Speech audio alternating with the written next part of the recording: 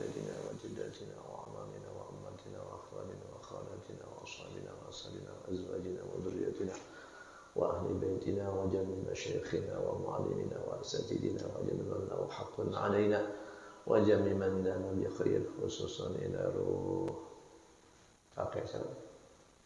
Haji Yursal Allahumma اغفر له وارحمه وعافه واكرم نزله ووسعه وضرب حسنه وغفر سيئه وإلى رجال القبور من بنى هذا مسجد نور الإحسان وإلى جميع القبور من أعطى هذه الصدقة جارية مسجد نور الإحسان وإلى جميع القبور جماعة مسجد نور الإحسان وإلى جميع القبور إلى المسلمين والمسلمات والمؤمنين والمؤمنات من مشرق الأرض إلى مغربها في برها وبحرها من يمينها إلى شمالها من خوف إلى خوف من عددا إلى يوم القيامة غفر الله ذنوبهم وصغيرهم وجعل الجنة مصواهم برحمتك يا أرحم الراحمين شوي الله لهم ولنا الفاتحة أعوذ بالله من الشيطان الرجيم بسم الله الرحمن الرحيم الحمد لله رب العالمين الرحمن الرحيم مالك يوم الدين إياك نعبد وإياك نستعين اهدنا الصراط المستقيم صراط الذين أنعمت عليهم غير المغضوب عليهم ولا الضالين آمين الحمد لله والصلاة والسلام على رسول الله سيدنا مولانا محمد بن عبد الله وعلى آله وصحبه ومن تبعه بهداه ووالاه أما بعد فيا عباد الله أوصيكم ونفسي بتقوى الله حق تقاته ولا تموتن إلا وأنتم مسلمون. Alhamdulillah, bersyukur kita kepada Allah Subhanahu wa taala dengan sama-sama kita ucapkan bukan hanya di lisan tapi kita ikuti dengan hati yang paling dalam penuh rasa syukur kita kepada Allah. Kita ucapkan alhamdulillahi rabbil alamin. Terima kasih ya Allah, di pagi hari ini kita masih bisa menghirup udara keberkahan, bisa Allah takdirkan berjamaah salat subuh. Mudah-mudahan rangkaian ibadah kita senantiasa diterima oleh Allah Subhanahu wa taala. Amin ya rabbal alamin. Mudah-mudahan dosa khilaf kita mudah-mudahan diampuni oleh Allah Subhanahu wa taala. Puji dan syukur hanya milik Allah. Salawat beserta salam semoga selamanya selalu terlimpah curahkan kepada baginda alam Nabi besar Muhammad sallallahu alaihi wasallam. Kita ucapkan sama-sama bersalawat kepada Nabi. Allahumma shalli ala sayyidina Muhammad wa ala ali Muhammad. Para sahabatnya, keluarganya, sahabatnya, tabi'in, tabi'atnya, dan mudah-mudahan kita semua senantiasa diaku umat Nabi yang sempurna. Dan kelak di akhirat mudah-mudahan kita mendapat syafaatul uzma dari beliau. Amin ya rabbal alamin. Jamaah salat subuh rahimani rahimakumullah. Insyaallah dalam pertemuan kali ini sebagaimana kesepakatan kita bahwa kita akan membaca atau akan mengkaji kitab Asy-Syama'il Muhammadiyah. Ini Pak Haji ya, ini ya, tadi Pak Haji. Pak Wahyu, ini udah ada, Masya Allah, terjemahnya bagus ini, sudah ada gambarnya juga. Ya, mudah-mudahan kita niatkan lillahi ta'ala karena Allah. Mudah-mudahan dengan membaca kitab Asy-Syama'il Muhammadiyah ini tentang Nabi kita, Nabi besar Muhammad sallallahu alaihi wasallam, sehingga di sini digambarkan di hadis yang pertama bagaimana ciri fisik Nabi, babu ma ja'a fi khalqi Rasulillah sallallahu alaihi wasallam, bagaimana ciri fisik Nabi, kemudian bagaimana kakinya, rambutnya, tangannya, kemudian jenggotnya Nabi digambarkan. Di bab pertama ini kurang lebih ada 15 hadis. Insyaallah nanti ke depannya kita baca dan kita renungi, mudah-mudahan ini bisa menambah kecintaan kita kepada baginda Nabi besar Muhammad sallallahu alaihi wasallam. Namun sebelum kita baca bab yang pertama, karena di sini yang saya punya di versi bahasa Arabnya nggak ada mukadimahnya, langsung bab pertama. Di sini ada mukadimah yang perlu kita sampaikan terlebih dahulu bahwa kitab Asy-Syama'il Muhammadiyah ini kenapa diberi nama Asy-Syama'il Muhammadiyah. Karena para ulama itu memberi nama kitab itu nggak sembarangan, ada sejarahnya, ada maknanya. Contohnya apa? Pernah dengar mungkin, yakin Bapak di sini orang soleh semua, amin. Ya. Ada kitab yang namanya udah masyhur, Riyadhus Shalihin. Kenapa disebut dengan kitab Riyadhus Shalihin? Kemudian ada juga namanya Bulughul Maram. Itu kan udah masyhur kitab-kitab hadis Nabi. Kemudian juga ada Syarah Bukhari, namanya Fathul Bari, karangan Ibnu Hajar, 18 jilid, ya. Syarah dari Bukhari. Itu kenapa diberi nama Fathul Bari? Kemudian kenapa ulama ini disebut dengan Ibnu Hajar? Ibnu Hajar itu kan anak batu, Pak. Anak batu, masa ada anak batu? Ternyata ada kisahnya. Beliau dulu sebelum beliau diberi futuh, ya, dalam ilmu, dibuka hijab oleh Allah, kemudian dimudahkan belajar ilmu. Dulunya beliau susah sudah menghafal, susah memahami, cek sundama belet gitu, meduk gitu ya. Jadi otaknya ini susah untuk memahami agama, untuk menghafal itu susah. Itu kan kita sedih kadang, Pak. Yang saya alami, hafalin Quran ternyata nggak masuk, itu sampai kita nangis, ya Allah, punya dosa apa saya ini? Susah masuknya. Tapi ternyata sudah sering diulang-ulang, kita tinggalkan, kemudian pas dibaca lagi langsung hafal. Ternyata memang ilmu itu datangnya dari Allah Subhanahu wa taala. Begitupun dengan Ibnu Hajar, padahal namanya Zaid beliau itu, tapi dikenal dengan Ibnu Hajar, anak batu. Ternyata beliau itu suatu ketika sudah agak putus asa gitu ya, saking susahnya ini otak ini untuk menghafal ilmu. Ternyata suatu ketika beliau melihat ada air menetes ke batu, sehingga batu itu sampai apa tuh? Agak dekok gitu lah. Kalau bahasa Sundanya itu cikaracak ningang batu, lila-lila jadi legok, bahasa Sundanya itu istilah Sunda. Itu air itu yang begitu lembut kan air itu. Tapi saking lamanya menetes itu air ke batu, saking lamanya sehingga batu yang keras itu bisa membekas, bisa legok gitu, bisa dekok, bisa ada bekas tetesan air yang tadi. Sehingga ini menjadi hikmah, ibrah, pelajaran bagi Ibnu Hajar itu. Oh, air aja yang begitu lembut menetes ke batu yang keras, saking seringnya terus diulang-ulang dalam waktu yang lama, akhirnya batu juga kalah membekas. Begitupun dengan kita, kalau sering diulang, pasti insya Allah ilmu itu akan masuk. Maka istilah menghafal itu ikro harfan, baca satu huruf, atau ikro ayatan takrol alfan, diulang 1000 kali. Maka kalau orang sudah hafal itu berarti sudah sering banyak ngulang. Begitupun dengan Ibnu Hajar ketika itu. Kenapa disebut Fathul Bari? Kalau Fathah itu kan membuka ya. Kalau Al-Bari adalah Asmaul Husna kan? Allah Subhanahu wa taala yang memberikan kebaikan. Maka begitupun Ibnu Hajar ketika itu sudah diberikan futuh oleh Allah, dibuka otaknya sehingga mudah menghafal Al-Quran, mudah memahami Al-Quran, Al-Hadis, kemudian mudah menghafal ilmu sehingga mampu mengarang kitab syarah, mensyarahi Al-Bukhari, syarah Bukhari itu, hadis Bukhari, 18 jilid Fathul Bari. Maka disebut dengan Fathul Bari. Fathah adalah pembuka, pemberian daripada Allah Subhanahu wa taala yang Maha memberi. Masya Allah ya. Begitupun Asy-Syama'il Muhammadiyah, tidak sembarangan ini dikasih nama Asy-Syama'il Muhammadiyah. Dikarang oleh Al-Imam Abi Isa Muhammad bin Isa At-Tirmidzi ya. Berarti Imam Tirmidzi yang mengarang kitab Asy-Syama'il Muhammadiyah.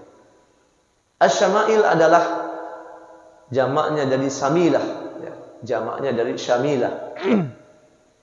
Yang berarti komprehensif gitu, lengkap lah ya, lengkap, atau berarti ruang lingkup yang luas gitu. Maka disebut dengan Asy-Syama'il. Mufradnya Samilah, jamaknya Syama'il. Kemudian kita pernah mendengar kalau di laptop itu ada namanya Maktabah Samilah, kumpulan kitab-kitab. Tapi sayang sekali saya nggak bisa bawa laptop karena kebetulan laptopnya udah lama, udah kuliah dulu. Jadi udah kebanyakan memori kayak ngaheng. Dibuka sama ilmu maktabah itu agak lama sekali. Kemudian HDMI-nya juga kecil kabelnya. Jadi kadang kalau dibawa tuh nggak ada kabelnya. Insya Allah, mudah-mudahan kedepannya bisa ada kita tampilkan kitab-kitabnya. Nanti Bapak boleh beli juga ini, nanti boleh juga yang lain yang versi bahasa Arabnya ada. Kemudian ini kalau ini terbitan Al-Mustafa Fresh juga ada, kalau mau Beirut Lebanon ya ada, tapi harganya berbeda mungkin. Karena dari jilidnya juga kalau Beirut itu biasanya hard cover gitu. Kalau ini soft ya. Tapi saya beli ini aja yang murah. Tapi sama ya. Karena ini sudah juga ada ininya sebagian di barisan. Nah, maka Asy-Syama'il Muhammadiyah ini artinya adalah apa? Kitab yang lengkap gitu. Kitab yang komprehensif. Kemudian Al-Muhammadiyah, ada ormas ya, namanya kebanggaan kita yang terbesar adalah Ormas Muhammadiyah. Juga ada Nahdlatul Ulama. 2 ormas besar di Indonesia ya. Nah, itu Muhammadiyah. Al-Muhammadiyah itu apa? Kalau ada kalimat diakhiri dengan yah, berarti itu namanya nisbat ya. Nisbat. Berarti kalau misalkan Al-Indonesiah berarti seputar tentang keindonesiaan. Atau misalkan An-Nurul Ihsaniyah, nah, gitu. Berarti sekitar Nurul Ihsan, sejarahnya, bangunannya, jamaahnya, bercerita tentang Nurul Ihsan berarti pakai yah ujungnya. Pak Edwin, Pak Haji Edwin, Al-Edwiniyah, gitu. Pakai nisbat di ujungnya, berarti berbicara tentang yang berkaitan dengan Pak Haji Edwin. Begitupun Muhammadiyah berarti berbicara tentang Nabi besar Muhammad. Bagaimana ciri fisik Nabi, kemudian bagaimana jenggotnya Nabi, tangannya, kakinya, bagaimana cara Nabi makan, cara Nabi minum, cara Nabi sholat, cara Nabi baca Quran. Terus semua sekitar Nabi kita Muhammad sallallahu alaihi wasallam diceritakan di kitab ini. Dan disebut dengan Asy-Syama'il Muhammadiyah, berarti kitab ini di masa Imam At-Tirmidzi ini adalah kitab yang paling komplit di masa itu. Karena banyak yang mengarang kitab Syama'il ketika itu. Ada yang mengarang kitab Syama'il bercerita hanya tentang Nabi di keluarganya saja. Ada yang membahas tentang Nabi bagaimana dakwahnya saja. Ada yang membahas bagaimana Nabi dakwahnya sendiri dalam dakwahnya dan lain sebagainya, tidak komprehensif.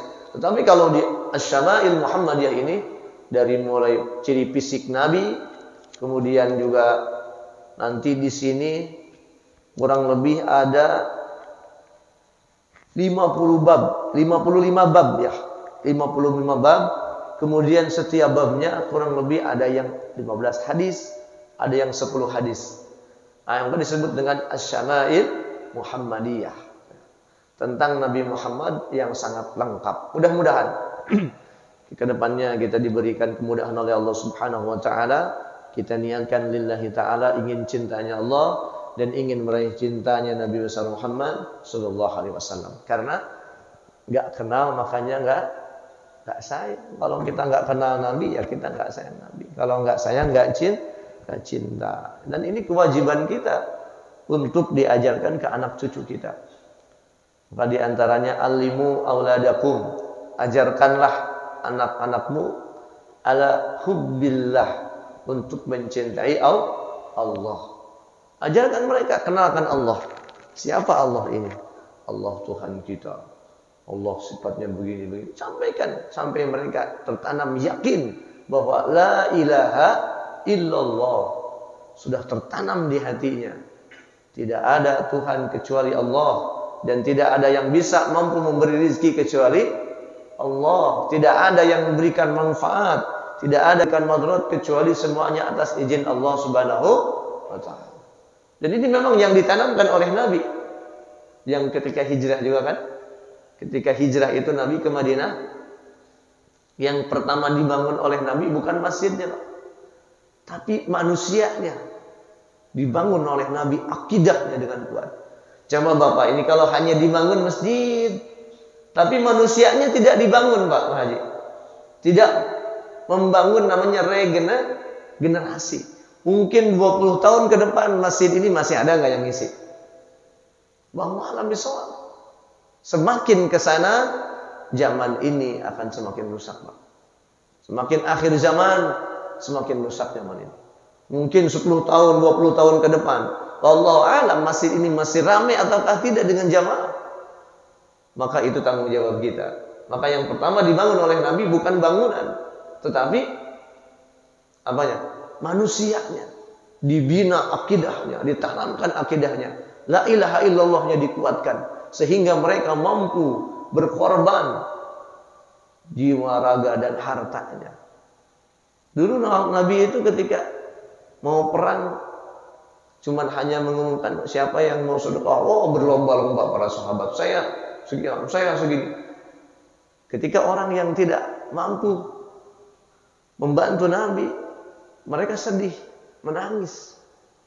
Ya, bedanya itulah semakin ke sini maka semakin surut keimanan ini umat ini karena tantangan semakin berat. Maka kita harus diajarkan kepada mereka untuk senantiasa cinta Allah.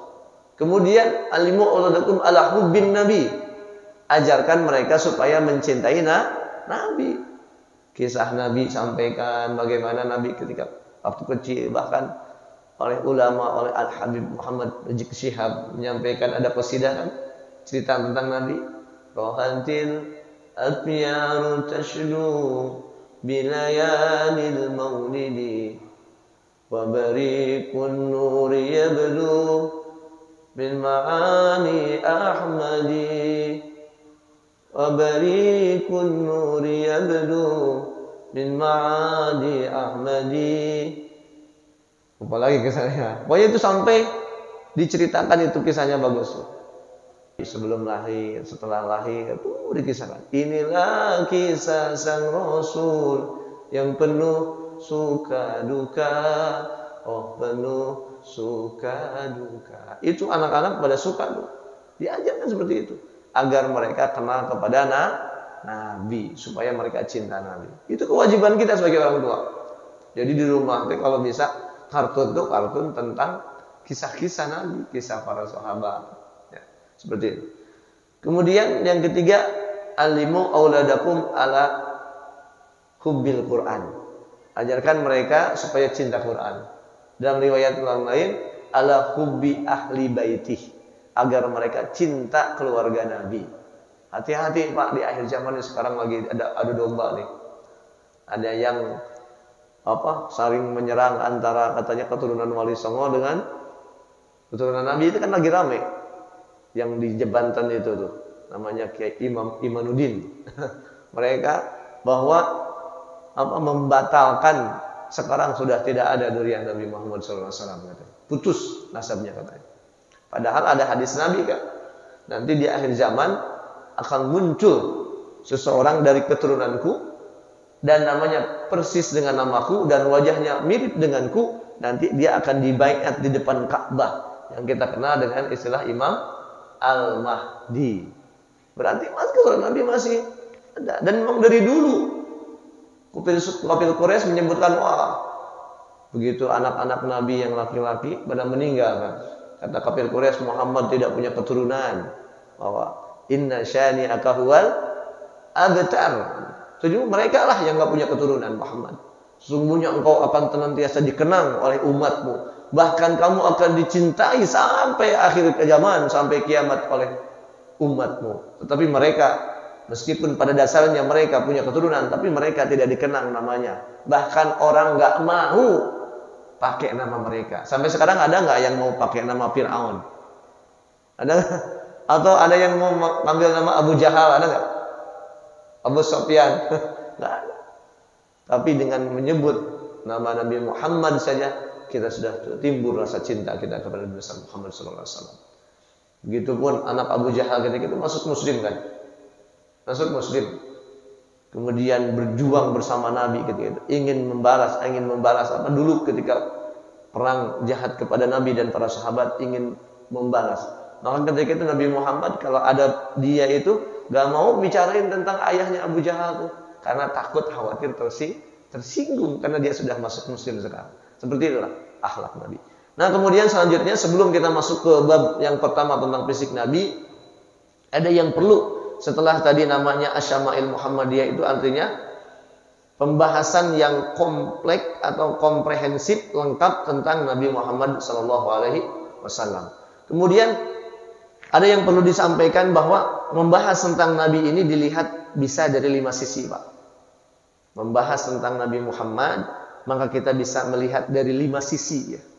Yang pertama dilihat dari kepribadian Nabi, yaitu kitabnya ini Asyama'il Muhammadiyah. Bagaimana akhlak Nabi, kepribadian Nabi secara pribadi, bahkan ciri fisik Nabi dibahas itu dalam kitab Asyama'il Muhammadiyah yang insya Allah kita baca ke depannya. Dikarang oleh Al-Imam Abi Isa Muhammad bin Isa At-Tirmidzi, lahir 209 Hijriah dan wafat 279. Berarti umurnya berapa, Pak? Lahir 209, wafat 279. Berarti berapa? 70 tahun. Pak Haji berapa sekarang? 50. Ya, 70 tahun ini ulama At-Tirmidzi wafatnya. Maka memang kata Nabi, umatku enggak jauh 60 sampai 70 tahun ya. Karena Nabi pun 63 kan? 63 tahun Nabi umurnya. Dan memang ketika itu di tahun wafatnya Nabi itu kan haji terakhir, haji wada, sekali haji seumur hidup. Ketika di Mina, Nabi menyembelih kurban. Berapa jumlahnya? 100 ekor. Disembelih sendiri. Dan di hitungan ke 63 ekor Nabi berhenti. Diserahkan kepada sahabat yang lain untuk menyembelihnya. Sahabat nggak ada yang paham ketika itu. Ternyata memang di tahun itulah tahun umur Nabi ke-63. Nabi ketika Dzulhijjah, Dzulhijjah apa? Muharram, Safar, Rabiul Awal Nabi wafat. Kan Nabi lahir tanggal 17 Rabiul 12 Rabiul Awal. Wafatnya pun Nabi sama, 12 Rabiul Awal. Nah itu ya. Maka ini juga At-Tirmidzi, Imam Tirmidzi umurnya 70 tahun wafatnya. Jadi kalau udah 50-60 ya harus mujahna istiqomah gitu dah. Khawatir. Memang umur itu nggak tahu ya. Umur itu mati itu, wafat itu nggak usah tua. Tidak syarat harus sakit, karena orang sehat pun banyak yang wafat. Kalau guru kita alhamdulillah nih Pak Haji, udah berapa Pak Haji sekarang? Umur? Masya Allah, bonusnya banyak ya.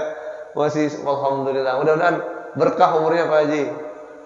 Berkah umurnya, mudah-mudahan istiqomah sampai husnul khatimah. Amin ya rabbal alamin ya. Masya Allah, mudah-mudahan selalu sehat dan berkah umurnya. Yang kita banyak para ulama yang wafat itu, kadang ada yang 40 ulama soleh, diantaranya ulama muda tuh. Ustaz Arifin berapa umurnya wafat? 40 kalau nggak salah. Ustaz Jeffrey Al-Bukhari wafat muda. Ada lagi Habaib Nuriyah Nabi, Habib Munzir Al-Musawa, pas hitungan 40 tahun beliau wafat. Dan memang beliau dihabiskan masanya untuk berdakwah. Dakwah kemana? Beliau ke Papua. Kemana? Saya dengar kisah beliau bahwa ketika itu di Papua beliau sedang berdakwah, menyebarkan agama Islam ini, menyebarkan keindahan Islam. Habib Munzir Al-Musawa, pimpinan majelis Rasulullah itu, beliau duduk di depan, ikut dengan mobil bak, duduk di depan dalam keadaan hujan lebat. Tiba-tiba di tengah perjalanan ada ibu-ibu, Pak, sudah tua. Ternyata dia adalah biarawati.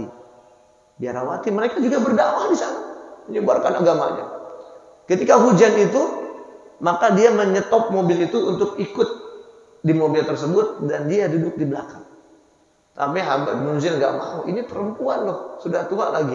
Dipersilahkan ke depan, nggak mau karena menghargai saya, hanya numpang saja katanya.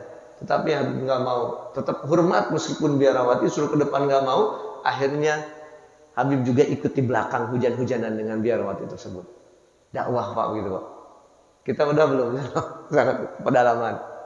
Kalau kita nggak mampu bantu mereka, ada dai pedalaman Pak. Jadi beliau disebar ke pedalaman-pedalaman, ngajarin ngaji. Kalau ada yang muslim disyahadatkan. Nah itu Pak. Kemudian beliau menangis ketika itu Habib Munzir. Saya masih muda, ini ibu-ibu tua biarawati menghabiskan hidupnya untuk berdakwah di jalan Allah. Menangis. Maka beliau itu sering bermimpi dengan Nabi bahwa ingin segera bertemu dengan Nabi. Apa kata Nabi dalam mimpinya? Munzir, ya insya Allah di umur 40 kamu akan bertemu denganku. Ya terus di umur 40 beliau meninggal wafat. Jadi pelajarannya bahwa orang yang dihidupkan hidupnya dengan dakwah, dihabiskan dengan dakwah, insya Allah kalau ketika mereka rindu kepada Allah, rindu kepada Nabi, maka Allah akan ambil. Karena begitu pun sebelum bumi ini dihancurkan, maka diambil dulu paku-pakunya. Dan mudah-mudahan kita dipanjangkan umur, tapi dipanjangkan umur dalam keadaan bisa istiqomah berdakwah di jalan Allah. Berdakwah dengan kemampuan masing-masing. Yang mampu dengan ilmu, dakwah dengan ilmu. Mampu dengan harta, dakwah dengan harta. Yang mampu dengan apa saja, gunakan itu dalam jalan berdakwah, mengajak ke jalan Allah dan ke jalannya sunnahnya Nabi Muhammad SAW. Kalau saya mah ini bukan dakwah Pak, hanya bagian daripada dakwah. Kalau dakwah yang benar mah itu tuh, sahabat kita jamaah tabligh, beliau mengajak tok. Assalamualaikum Pak, ayo berjamaah ke masjid. Jangan ajak-ajak saya. Pertama begitu. Kamu belum lahir saya sudah ada. Jangan ajak-ajak saya. Sana ke masjid aja sendiri. Dia nggak marah. Besoknya datang lagi tok. Pak, mari, assalamualaikum. Nyentang lagi, jangan ajak-ajak saya. Bahkan polisi, dia udah keluarin pistol. Ketiga kali datang lagi, akhirnya luluh juga itu. Diajak akhirnya ke masjid. Banyak para polisi. Itu dakwah yang mengajak. Jadi semua orang bisa mengajak kita. Dakwah itu dai itu mengajak. Gak punya ilmu pun bisa. Bapak mau ke masjid, di jalan ada yang nongkrong, deh ayo ke masjid. Itu dakwah, mengajak. Kalau bisa datang, kalau mampu datang ke tempat-tempat hiburan, didakwahi, Masya Allah. Tapi semampu kita, minimal mengajak keluarga kita, mendakwahi keluarga kita, saudara kita yang belum ke masjid, diajak. Itulah dakwah, mengajak. Mudah-mudahan kita panjangkan umur. Kemudian yang kedua, melihat tentang baginda Nabi ini dilihat dari kisah Nabi. Dari mulai Nabi sebelum lahir, begitu Nabi lahir, sebelum diangkat menjadi Nabi dan Rasul, beliau mengembala kambing, terus berdakwah, berdagang, berdagang, ikut kakeknya, ikut pamannya kemana? Ke Syam, kadang ke Yaman. Gitu. Jadi dulu orang Arab itu, kenapa Abu Jahal disebut dengan Abu Jahal? Orang bodoh kan Abu Jahal itu?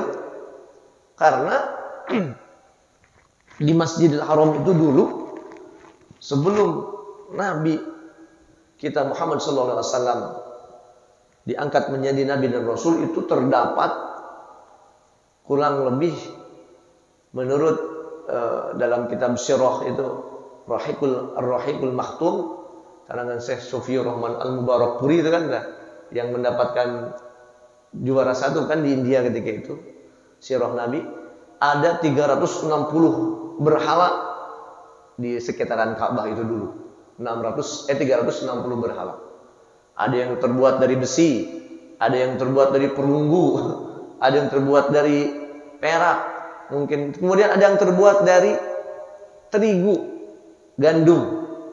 Jadi dia disembah-sembah, kalau dia lapar diambil tangannya dimakan.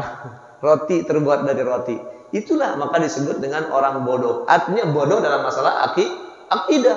Tapi masalah ekonomi mereka itu pintar, Pak. Businessman. Bahkan businessman bukan hanya di dalam negeri, tapi di luar negeri. Importir sekarang ya. Importir ya. Coba Pak, dulu Abu Jahal itu dagang, berniaga itu. Dalam Al-Quran kan, li'ila fi Quraisy fihim rihlatas syita iwas said. Kalau musim panas ke Yaman, kalau musim dingin atau ke Syria atau ke Syam. Sekarang Syam itu menjadi Syria, Palestina, Lebanon, Yaman. Berarti Yaman, Palestina, Syria, Lebanon, berapa negara, Pak? 4 negara, Pak. Berarti bisnisnya mereka tuh beragangnya 4 negara dulu itu. Berarti jangan dibayangin Bapak Abu Jahal itu orang Quraisy dulu hanya jualan dukuh rambutan sekitar kelurahan, bukan. Mereka tuh udah bisnismen importir antar negara, Pak. Tapi mereka bodoh dalam masalah akidah. Maka disebut dengan Abu Jahal gitu ya, pimpinannya. Bapaknya orang bodoh. Bapaknya kebodohan. Karena mereka dibikin Tuhannya sendiri dari gandum, disembah-sembah, begitu lapar, dipotek, dimakan Tuhannya itu. Bodoh enggak? Bodoh. Maka disebut dengan jahiliyah, ya, masa bodoh, masa kebodohan. Nah, itu dilihat dari sirah Nabi. Banyak kitab yang membahas tentang sirah Nabi. Yang paling masyhur diantaranya adalah karyanya Ibnu Hisham. Karyanya Ibnu Hisham. Beliau itu wafat di tahun 213 Hijriah. Berarti sekarang 1445. Berarti 1200 tahun lebih yang lalu beliau sudah wafat. Tapi karyanya Sirah Ibnu Hisham yang paling terkenal dulu itu, yang paling komplit, masih sekarang dipelajari. Pada hakikatnya mereka itu panjang umurnya. Bukan berarti umur fisiknya, tetapi umur namanya selalu terkenal, selalu dibaca karya mereka. Kita sudah punya apa kira-kira, Pak? Yang kita berikan kontribusi kita ke dalam agama ini. Masya Allah. Mudah-mudahan itu dipikirkan supaya menjadi amal jariah yang mengalir. Kemudian yang ketiga, ada yang melihat Nabi itu dari bukti-bukti kenabiannya atau dari mukjizatnya, mukjizat Nabi. Itu ada salah satu kitab namanya Dalailun Nubuwah. Pengarangnya adalah Al-Baihaqi, ya, Imam Al-Baihaqi. Beliau wafat di 458 Hijriah. Berarti 1000 tahun yang lalu sudah wafat beliau. Kemudian yang kelima, ada lagi, baru 3 tadi ya. Keempat berarti ya. 4, ada yang menilik Nabi dari kekhususan Nabi.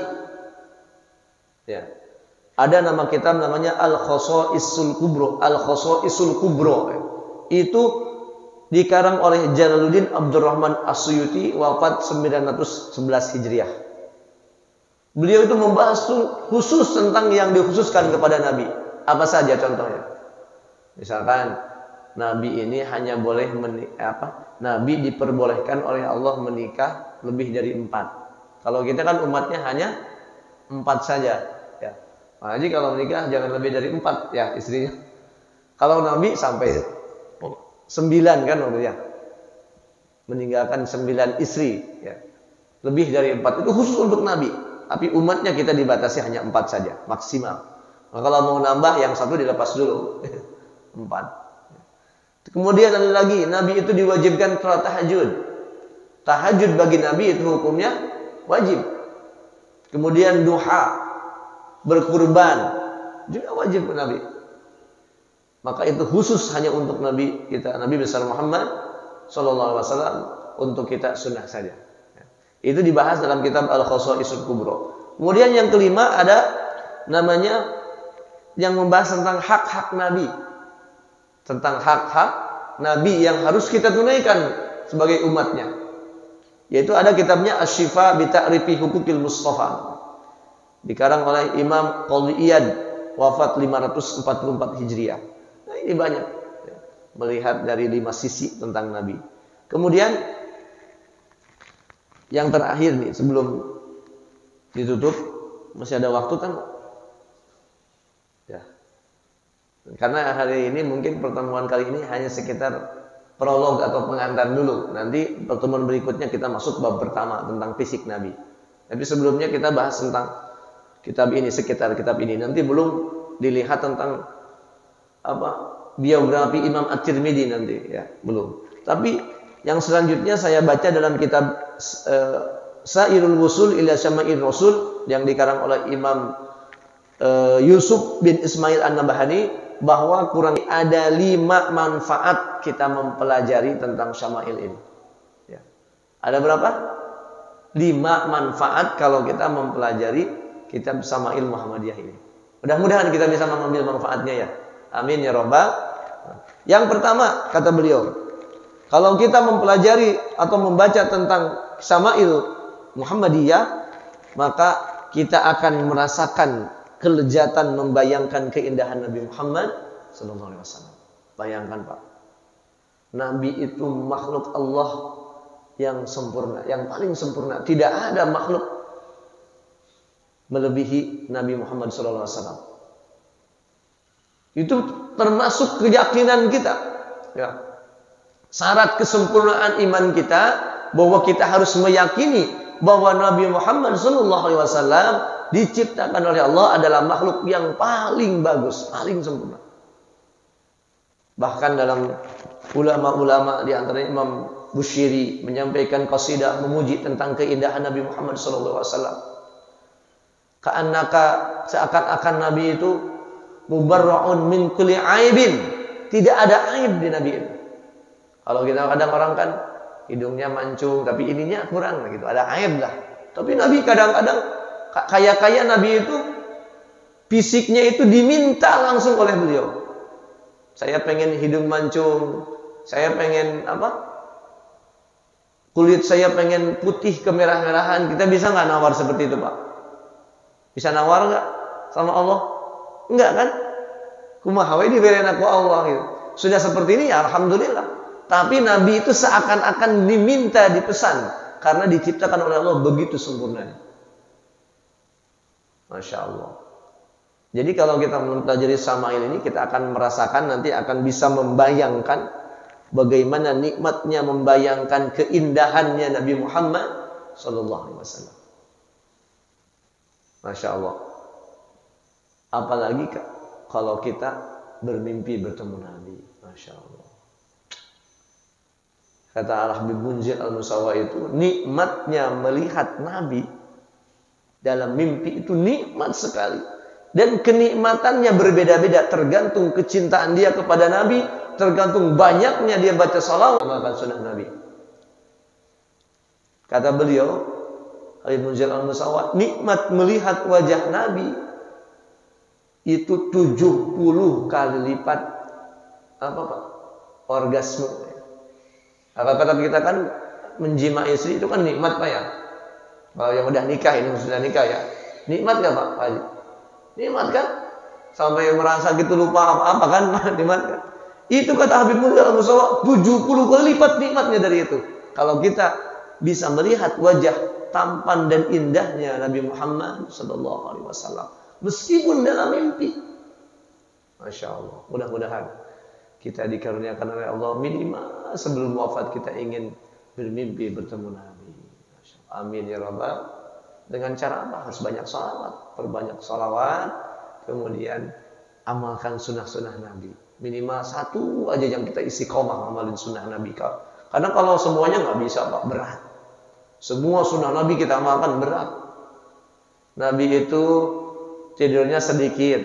Kalau kita mah sedikit-sedikit tidur. Waktu ngaji tidur. Itu gitu. Kalau Nabi mah sedikit tidur. Kalau kita mah sedikit-sedikit tidur. Nabi itu makannya sedikit. Nanti ke depannya ada hadis. Apa aja yang dimakan oleh Nabi? Roti yang kering dimakan oleh Nabi itu. Nabi mah sedikit makan. Kalau kita mah sedikit-sedikit makan. Sedikit-sedikit makan. Itu ya. Nah itu. Kalau kita ngaji ini insya Allah kita akan bisa membayangkan bagaimana nikmatnya membayangkan keindahan wajah dan fisiknya Nabi Muhammad Sallallahu Alaihi Wasallam. Kemudian yang kedua, kita akan merasa lebih dekat kepada Nabi kemudian kita mudah-mudahan mendapat cintanya Nabi. Karena dengan mengkaji ini, insya Allah dengan diterangkan bagaimana fisik Nabi, kita akan bertambah cinta kita kepada Nabi. Dan mudah-mudahan kita juga mendapat cintanya Nabi Muhammad sallallahu alaihi wasallam. Kemudian yang ketiga, kita persingkat. Karena sudah ini masuk, nanti lebihkan ya. Kemudian yang ketiga, dalam kitab itu adalah yang ketiga, manfaat mempelajari Salma ini adalah upaya untuk membalas jasa kepada Nabi. Pak, Nabi itu banyak jasanya sama kita. Nabi punya doa mustajab. Kata malaikat, ya Rasulullah, engkau punya doa mustajab. Setiap Nabi itu diberikan doa mustajab, akan dikabul oleh Allah apa saja. Ketika itu malaikat menawarkan, doakan agar musuh-musuhmu hancur wahai Muhammad. Nabi gak mau. Saya simpan doaku nanti untuk syafaatan li ummati yaumil qiyamah. Untuk saya menolong umatku nanti di yaumil qiyamah. Nabi begitu besarnya kepada kita cintanya. Ketika wafat yang ditanyakan siapa? Ummati, ummati, ummati. Maka yakinlah, mudah-mudahan kita masuk surga bersama Nabi. Amin. Yakin Pak? Yang penting syaratnya ada cinta di hati kepada Nabi. Ini ada satu kisah, bukan kisah riwayat ya, riwayat hadis. Nabi sedang berkhutbah.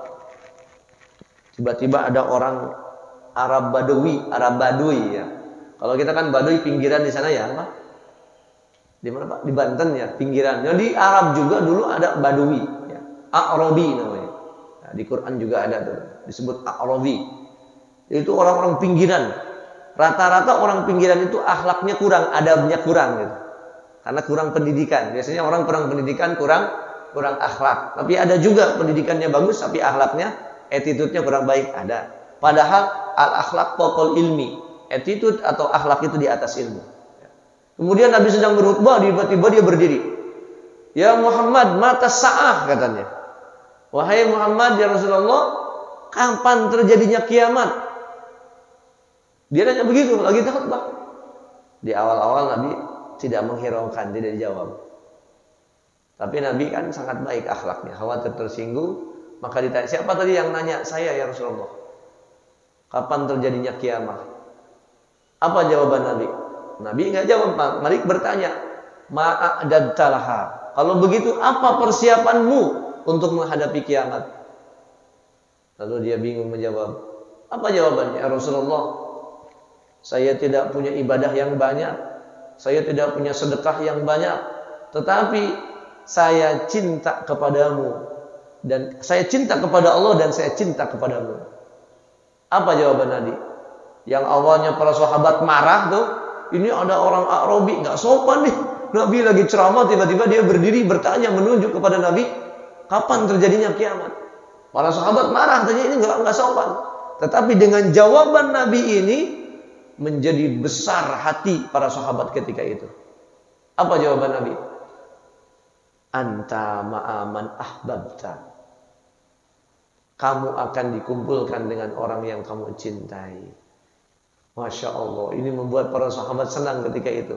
Selama ada cinta kita kepada Nabi, maka insya Allah kita akan nanti dikumpulkan beserta Nabi Muhammad sallallahu alaihi wasallam. Akhirnya para sahabat itu senang ketika itu, senang dengan jawaban ini. Maka ada hadis ini yang tadinya para sahabat marah pada Arabi ini, akhirnya dengan jawaban Nabi ini menjadi senang. Masya Allah, kalau orang Arabi nggak bertanya, mungkin Nabi nggak seperti itu. Maka ada almar'u ma'aman ahabba.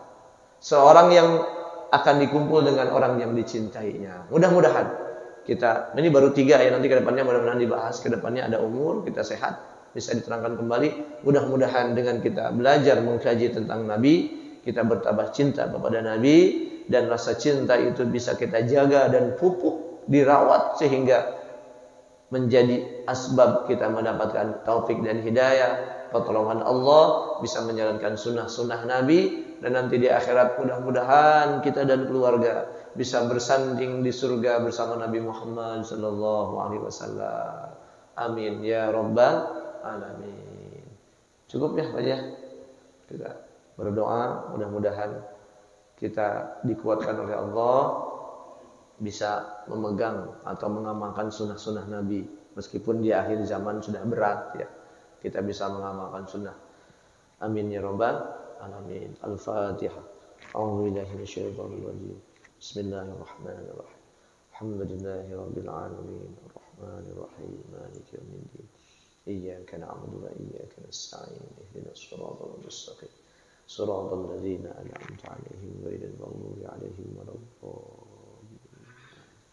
Amin ya Allah ya mujibus sa'ilin. Allahumma shalli 'ala sayyidina Muhammad wa 'ala ali sayyidina Muhammad fil awwalin wal akhirin wa fi kulli waqtin wa hin fil mala'il a'la ila yaumiddin wa sallim radiyallahu tabaraka wa ta'ala an kulli sahabati rasulillahi ajma'in. Amin.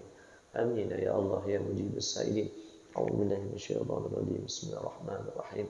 Alhamdulillahi rabbil alamin. Hamdan yuwafi ni'amahu wa yukafi mazidah. Ya Rabbana lakal hamdu wa lakal mulku wa lakal syukru kama yanbaghi li jalali wajhikal karim wa li 'azimi sultanik. Allahumma ij'al hadha jam'ana jam'an marhuman wa tafruqana min ba'dihi tafruqan ma'suma.